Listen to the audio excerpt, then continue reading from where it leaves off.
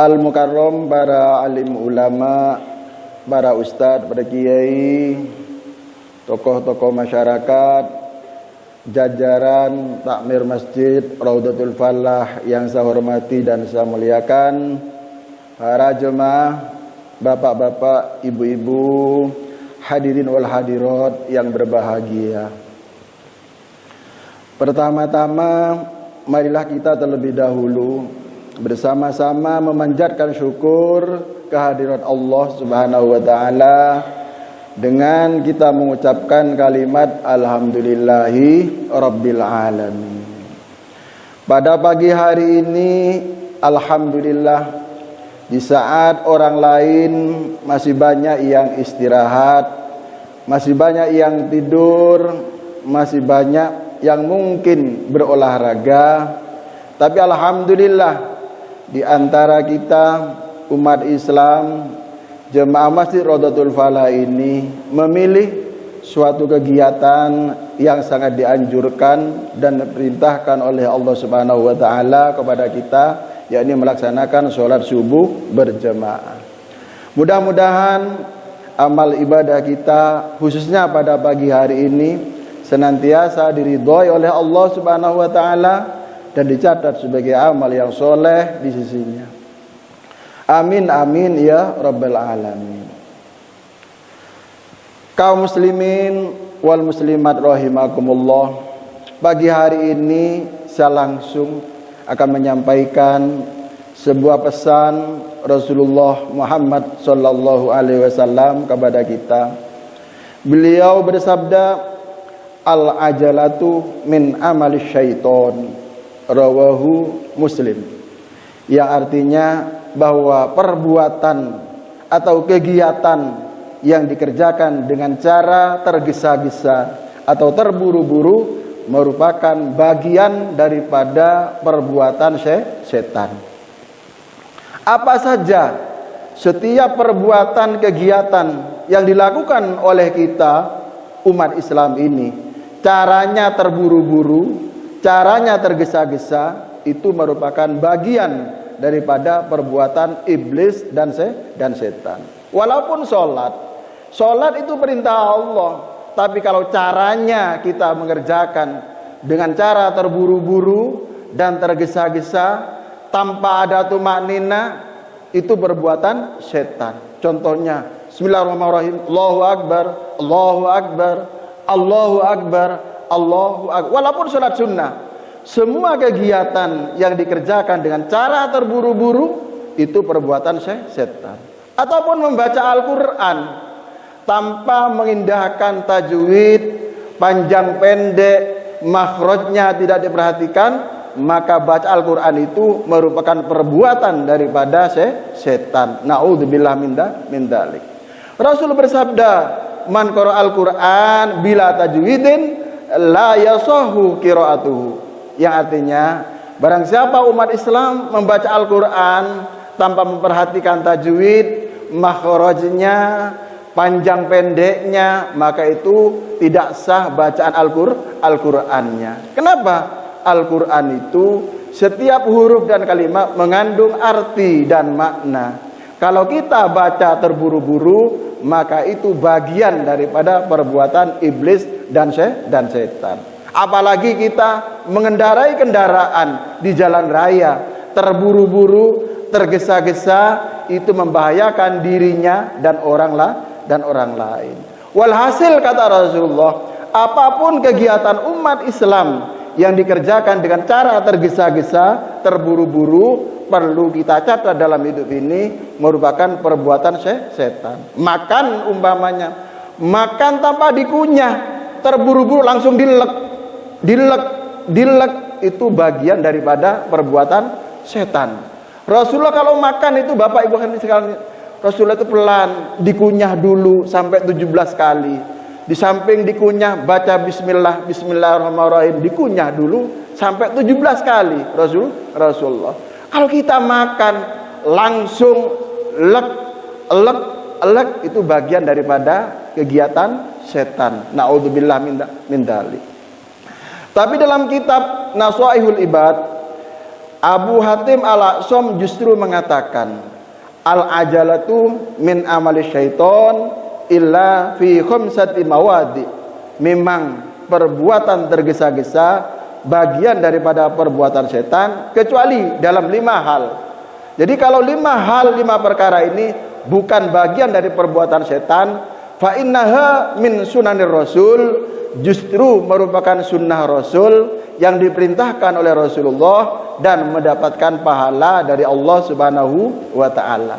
Jadi kalau kita mengerjakan 5 hal dengan tergesa-gesa, dengan mempercepat dalam 5 hal ini, bukan perbuatan setan, tapi justru merupakan perintah Rasulullah Muhammad sallallahu alaihi wasallam. Apa 5 hal tersebut? Yang pertama, it'amud dhaif idza nazala. Mempercepat, terburu-buru menghormati tamu kalau sudah sampai di rumah kita atau di kantor kita. Jadi menghormati tamu itu merupakan perintah Rasul. Segera memberikan minum, segera memberikan makan kepada tamu yang datang di rumah kita, merupakan perintah Rasulullah untuk segera menghormati. Kata beliau, inna dhaifa idza dakhala baital mu'min dakhala ma'ahu alfu barakatin wa alfu rahmatin. Yang artinya, apabila tamu itu sampai di rumah umat Islam, maka bersama tamu itu Allah memberikan 1000 barokah dan 1000 rahmat. Masya Allah. Jadi kalau kita kedatangan tamu, apakah tamu keluarga, apakah tamu itu sahabat kita, ataupun tamu yang jelas tujuannya di rumah kita, maka Allah bersama tersebut mengiringi 1000 barokah dan 1000 rahmat. Apa barokah itu? Tasdidul hasanat. Barokah itu bertambahnya kebaikan pada seseorang.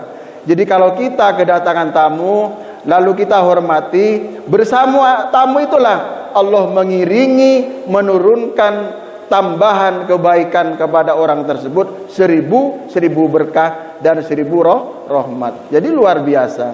Oleh karena itu kata Rasulullah, man akramad dhaif faka'annama akramani wa man akramani faqad akramallah. Ya artinya, siapa yang menghormati tamunya berarti orang tersebut telah menghormati aku, kata Rasulullah. Dan barang siapa menghormati aku, berarti orang tersebut menghormati Allah. Dan barang siapa menghormati Allah, fama'wahul jannah, maka tempatnya besok dari kiamat adalah surga. Amin ya rabbal alamin. Dalam hadis yang lain, malaikat Jibril mengatakan, tamanna Jibril li bani Adam. Malaikat Jibril itu ingin menjadi manusia setelah melihat 7 hal. Salah satu diantaranya adalah pahalanya orang memuliakan dan menghormati tamu, memberikan minum, memberikan makanan, jelas pahalanya luar biasa. Sehingga malaikat Jibril itu iri ingin menjadi manusia setelah melihat besarnya pahala yang diberikan oleh Allah Subhanahu wa taala kepada umat Islam yang menghormati tamunya. Ini yang pertama. Jadi kita mensegerakan menghormati tamu yang sudah sampai di rumah, bukan perbuatan iblis, tapi justru merupakan perintah Rasulullah Muhammad sallallahu alaihi wasallam. Yang kedua, wa tajhizul mayyit idza mata. Bersegera menguburkan orang mati kalau mereka sudah betul-betul nyata meninggal. Artinya apa? Kalau kita punya tetangga, kalau kita punya saudara atau keluarga dinyatakan secara medis telah meninggal dunia, setelah dimandikan, setelah dikafani, setelah disolati, jangan terlalu lama kita membiarkan orang mati itu berada di rumah kita. Itu berdosa. Kenapa? Orang yang meninggal dunia itu, kata Rasulullah, tempatnya sudah diberikan gambaran oleh Allah. Manusia tidak akan meninggal dunia sebelum diberikan fotonya, tempatnya di alam kubur. Kalau ada orang membiarkan berlama-lama bahwa orang meninggal itu dibiarkan di rumahnya, apa terbentang di atas tempat tidur menunggu keluarganya yang ada di Kalimantan, yang ada di Sulawesi. Iya, kalau pesawatnya tidak delay, Kalau didelay, lu bagaimana? Bisa 2 hari, bisa 2 malam. Dosa orang yang hidup ini membiarkan terlalu lama-lama ada di tempat tidur. Kenapa? Karena orang yang meninggal dunia itu mengatakan, qaddimuni, segerakan saya untuk dikuburkan di alam kubur. Kecuali ada masalah hukum. Ada orang meninggal dunia mencurigakan, tidak sakit, juga tidak kecelakaan, tapi tiba-tiba meninggal dunia. Maka secara hukum ini dicurigai ada peristiwa kriminal. Jadi menunggu otopsi. Kalau menunggu otopsi boleh nunggu pihak kepolisian untuk mengotopsi seseorang yang meninggalnya dicurigakan. Boleh menunda karena alasan otopsi. Tapi kalau tidak ada alasan, hanya menunggu keluarga, maka menunda-nunda penguburan seorang yang sudah meninggal dunia, hukumnya berdosa. Tapi justru mensegerakan kita menguburkan seseorang ke dalam kuburan sesuai syariat Islam, justru itu merupakan perintah Rasulullah Muhammad sallallahu alaihi wasallam. Ini yang kedua. Yang ketiga adalah wa tazwijul binti idza balagot. Mensegerakan menikahkan anak kita, putri kita kalau sudah sampai waktunya, kalau sudah umurnya cukup dan dewasa, maka merupakan perintah Rasulullah kepada kita. Jangan biarkan anak kita sudah dewasa, sudah wera-weri bersama anak laki-laki yang lain, kita membiarkan, tidak segera menikahkan. Alasannya macam-macam, yang belum bekerja, yang calonnya kurang cocok, kurang idealis, dan lain sebagainya. Ini berdosa. Kenapa demikian? Kalau ada orang tua punya anak perempuan, sudah tahu dia itu kemana-mana dengan laki-laki yang lain, dibiarkan, maka orang tersebut termasuk ad-duyus, kata Rasulullah. Siapa ad-duyus itu? Ad-duyus itu orang yang tidak akan pernah mendengarkan bau daripada surga. Masuk tidak mendengar bau surga, tidak, apalagi masuk surga. Siapa? Salah satunya ad-duyus atau ad-dayyus. Siapa ad-dayyus itu? Suami yang tidak curiga, suami yang tidak cemburu istrinya bergaul dengan laki-laki yang lain. Punya istri, sudah tahu istrinya dibiarkan bergaul kemana-mana dengan orang laki-laki lain, sehingga dia melakukan perbuatan zina, perbuatan dosa. Itu merupakan ad-dayyus, suami yang membiarkan istrinya melakukan perbuatan serong dengan laki-laki yang lain. Apalagi ada suami yang membiarkan, justru menyuruh istrinya berbuat dosa dan laki-laki yang lain dengan dalih mencari keuntungan dunia. Naudzubillah min dzalik. Ad-dayyus lagi juga, kalau ada seorang ayah, seorang bapak tidak curiga anak perempuannya itu berbuat zina dengan laki-laki yang lain. Ini naudzubillah min dzalik. Apalagi anak-anak sekarang, anak pelajar sekarang, menurut survei dan penelitian, di akhir-akhir ini hampir 50% anak SMP dan SMA itu sudah tidak lagi perawan. Ini penelitian terakhir. Jadi ada penelitian bahwa anak SMP dan SMA 50% sudah tidak perawan lagi, pernah melakukan hubungan suami istri dengan temannya. Yang paling menghebohkan sekarang ini, 1-2 bulan terakhir ini, adalah pelajar SMP dan SMA yang ada di Ponorogo. Kenapa? Mestinya belajar, mestinya ikut ujian, tapi pengadilan agama yang rame. Kenapa rame? Banyak orang tua mengajukan dispensasi pernikahan kepada anak SMP dan SMA yang masih usia SMP SMA. Mereka tidak mampu melanjutkan pelajaran, tapi justru mengajukan dispensasi keringanan untuk menikah. Bukan 1-2 orang Bapak Ibu sekalian, tapi ratusan pelajar SMP dan SMA di Ponorogo melakukan pengajuan dispensasi ke pengadilan agama untuk menikahkan putrinya yang sudah tidak lagi bisa mengikuti pelajaran secara normal karena hamil. Naudzubillah min dzalik. Ini apa? Ini berarti perbuatan zina sudah merajalela di mana-mana. Padahal perbuatan zina itu kata Allah Subhanahu wa taala Al-Qur'an, la taqrabuz zina innahu kana fahisyatan wa sa'a sabila. Mendekati perbuatan zina itu tidak boleh, dilarang oleh Allah, apalagi melakukan perbuatan zina, sebab perbuatan zina itu perbuatan yang paling dibenci oleh Allah Subhanahu wa taala. Naudzubillah min dzalik.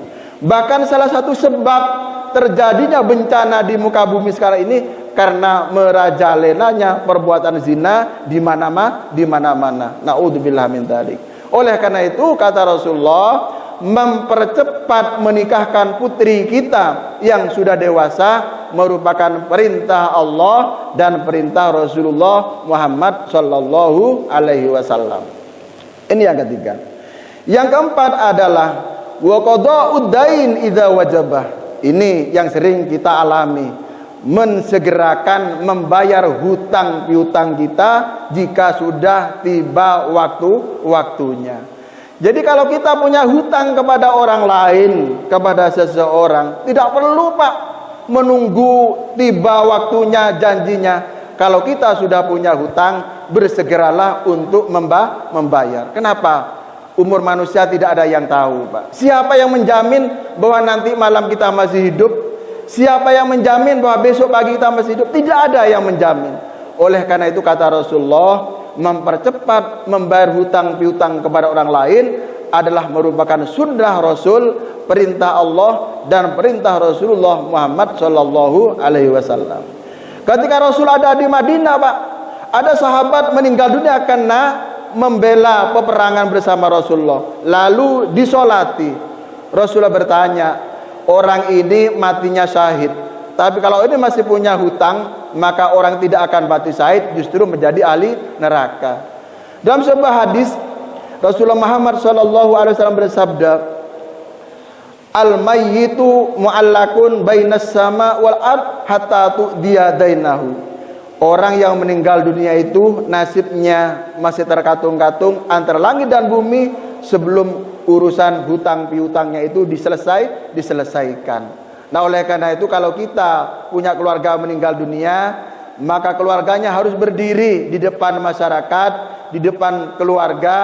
Barangkali almarhumah ini sewaktu hidupnya punya janji atau punya hutang piutang, tolong segera berhubungan dengan ahli waris atau dengan keluarga. Kenapa? Untuk memperlancar perjalanan orang yang meninggal dunia berurusan dengan Allah Subhanahu wa taala. Jadi kalau kita punya hutang piutang, bersegeralah untuk membayar demi kemudahan urusan kita dengan Allah Subhanahu wa taala. Amin ya rabbal alamin. Yang terakhir yang segera kita lakukan dengan cepat-cepat adalah at-taubatu minadz-dzunub idza farata. Bersegera bertobat apabila kita merasa melakukan perbuatan dosa dan perbuatan salah, baik kepada Allah maupun kepada sesama manusia. Dalam sebuah hadis Rasulullah Muhammad SAW bersabda, kullun nasi khata'un.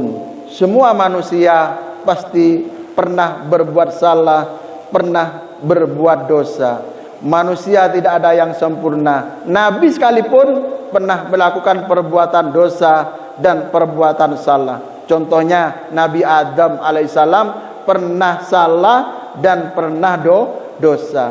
Tapi manusia yang baik kata Rasulullah bukan orang yang tidak pernah berdosa, bukan orang yang tidak bersalah, tapi mereka yang pernah melakukan perbuatan salah dan dosa, tapi sadar setelah mereka melakukan perbuatan salah dan maksiat, dia bersegera bertobat kepada Allah Subhanahu wa taala. Dalam kitab Nasaihul Ibad dinyatakan perbedaan antara iblis dan manusia. Kalau iblis itu berbuat maksiat dosa, tidak merasa dirinya bersalah dan berdosa dan tidak mau bertobat kepada Allah. Tapi kalau manusia itu adalah ketika selesai melaksanakan perbuatan dosa dan maksiat, dia sadar dan dia segera bertobat dan minta ampun kepada Allah Subhanahu wa taala. Itulah manusia.